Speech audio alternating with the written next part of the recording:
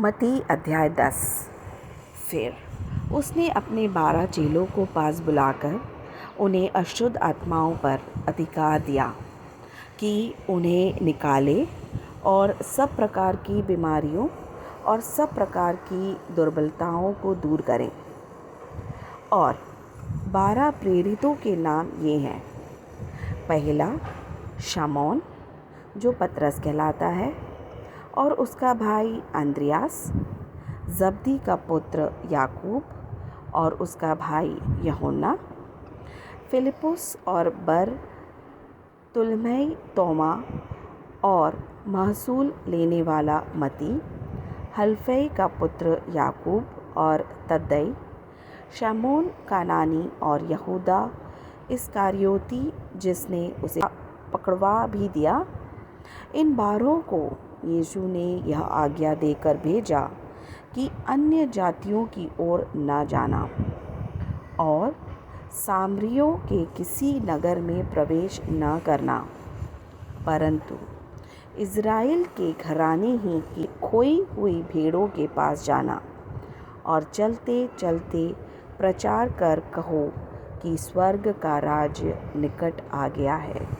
बीमारों को चंगा करो, मरे हुओं को जिलाओ, कोढ़ियों को शुद्ध करो, दुष्ट आत्माओं को निकालो।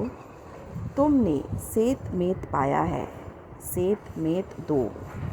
अपने पटुकों में ना तो सोना और ना रूपा और ना तांबा रखना। मार्ग के लिए ना झोली रखो, ना 2 कुर्ते, ना जूते और ना लाठी लो, क्योंकि मजदूर को उसका भोजन मिलना चाहिए। जिस किसी नगर या गांव में जाओ तो पता लगाओ कि वहाँ कौन योग्य है, और जब तक वहाँ से ना निकलो उसी के यहाँ रहो, और घर में प्रवेश करते हुए उसको आशीष देना। यदि उस घर के लोग योग्य होंगे तो तुम्हारा कल्याण उन पर पहुँचेगा, परंतु यदि वे योग्य ना हो तो तुम्हारा कल्याण तुम्हारे पास लौट आएगा। और जो कोई तुम्हें ग्रहण ना करे और तुम्हारी बातें ना सुने, उस घर या उस नगर से निकलते हुए अपने पाँवों को धूल झाड़ डालो। मैं तुमसे सच कहता हूँ कि न्याय के दिन उस नगर की दशा से सदोम और अमोरा के देश की दशा अधिक सहने योग्य होगी। देखो, मैं तुम्हें भेड़ों की नाई भेड़ियों के बीच में भेजता हूँ।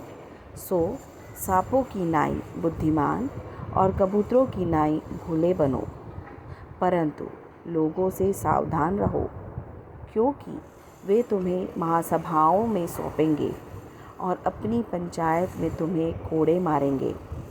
तुम मेरे लिए हकीमों और राजाओं के सम्हाने उन पर और अन्य जातियों पर गवाह होने के लिए पहुँचाए जाओगे। जब वे तुम्हें पकड़वाएंगे तो यह चिंता न करना कि हम किस रीति से या क्या कहेंगे, क्योंकि जो कुछ तुमको कहना होगा वह उसी घड़ी तुम्हें बता दिया जाएगा। क्योंकि बोलने वाले तुम नहीं हो, परंतु तुम्हारे पिता का आत्मा तुम में बोलता है। भाई भाई को और पिता पुत्र को घात के लिए सौंपेगा, और लड़के बाले माता पिता के विरोध में उठकर उन्हें मरवा डालेंगे। मेरे नाम के कारण सब लोग तुमसे बैर करेंगे, पर जो अंत तक धीरज धरे रहेगा उसी का उद्धार होगा। जब वे तुम्हें एक नगर में सताएं तो तुम दूसरे को भाग जाना।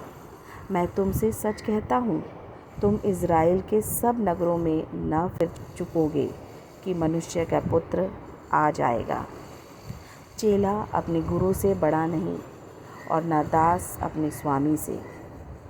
चेले का गुरु के और दास का स्वामी के बराबर होना ही बहुत है।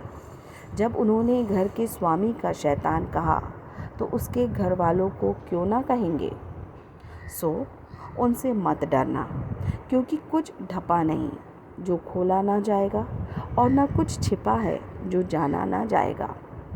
जो मैं तुमसे अंधियारे में कहता हूँ उसे उजियाले में कहो, और जो कान सुनते हो उसी कोठों पर से प्रचार करो।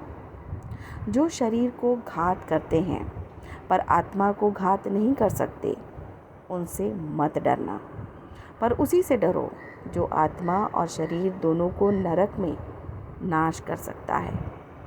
क्या पैसे में 2 गुरैये नहीं बिकती? तो भी तुम्हारे पिता की इच्छा के बिना उनमें से एक भी भूमि पर नहीं गिर सकती। तुम्हारे सिर के बाल भी सब गिने हुए हैं, इसलिए डरो नहीं, तुम बहुत गुरैयों से बढ़कर हो। जो कोई मनुष्यों के समाने मुझे मान लेगा, उसे मैं भी अपने स्वर्गीय पिता के समाने मान लूँगा। पर जो कोई मनुष्य के समाने मेरा इनकार करेगा, उससे मैं भी अपने स्वर्गीय पिता के समाने इनकार करूँगा। यह ना समझो कि मैं पृथ्वी पर मिलाप कराने को आया हूँ। मैं मिलाप कराने को नहीं, पर तलवार चलवाने आया हूँ। मैं तो आया हूँ कि मनुष्य को उसके पिता से, और बेटी को उसकी माँ से, और बहू को उसकी सास से अलग कर दूँ। मनुष्य के बैरी उसके घर ही के लोग होंगे। जो माता या पिता को मुझसे अधिक प्रिय जानता है, वह मेरे योग्य नहीं। जो बेटा या बेटी को मुझसे अधिक प्रिय जानता है, वह मेरे योग्य नहीं। और जो अपना क्रूस लेकर मेरे पीछे ना चले, वह मेरे योग्य नहीं। जो अपने प्राण बचाता है, वह उसे खोएगा, और जो मेरे कारण अपना प्राण खोता है, वह उसे पाएगा। जो तुम्हें ग्रहण करता है, वह मुझे ग्रहण करता है, और जो मुझे ग्रहण करता है, वह मेरे भेजने वाले को ग्रहण करता है। जो भविष्यद्वक्ता को भविष्यद्वक्ता जानकर ग्रहण करे, वह भविष्यद्वक्ता का बदला पाएगा, और जो धर्मी जानकर धर्मी को ग्रहण करे, वह धर्मी का बदला पाएगा। जो कोई इन छोटों में से एक को चेला जानकर केवल 1 कटोरा ठंडा पानी पिलाए, मैं तुमसे सच कहता हूँ, वह किसी रीति से अपना प्रतिफल न खोएगा।